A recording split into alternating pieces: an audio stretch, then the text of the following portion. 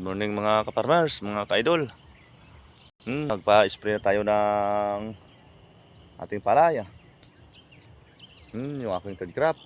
Lumabas na kasi yung mga bunga niya mga ka-farmers. Kailangan itong ma-sprayhan ng pang-insecticide at saka foliar.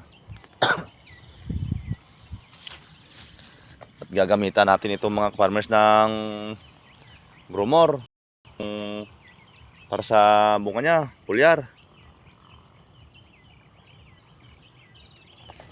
At saka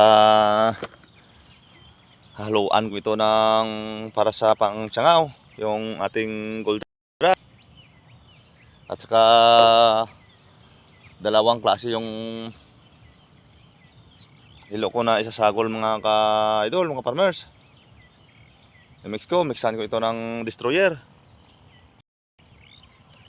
Para isang spray lang mga ka-idol, mga farmers.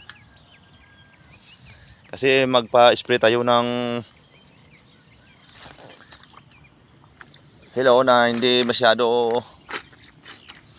malakas yung tama.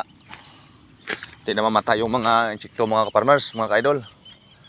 Kailangan magpa-spray tayo yung masyadong malakas yung tama ng ating hilo para mamamatay agad yung mga insekto.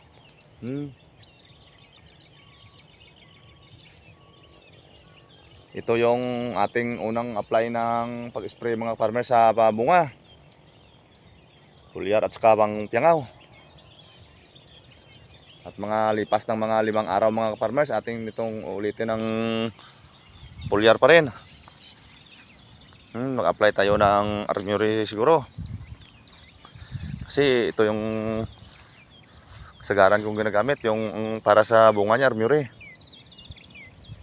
Ang palaki ng mga bunga niya mga farmers.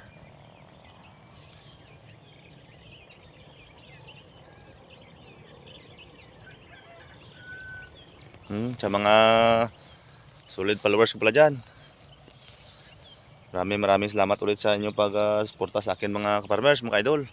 At sa mga bago kong followers dyan, shout out inyong lahat yan mga farmers, mga idol. Inulit ko, maraming salamat sa pag-suporta sa akin.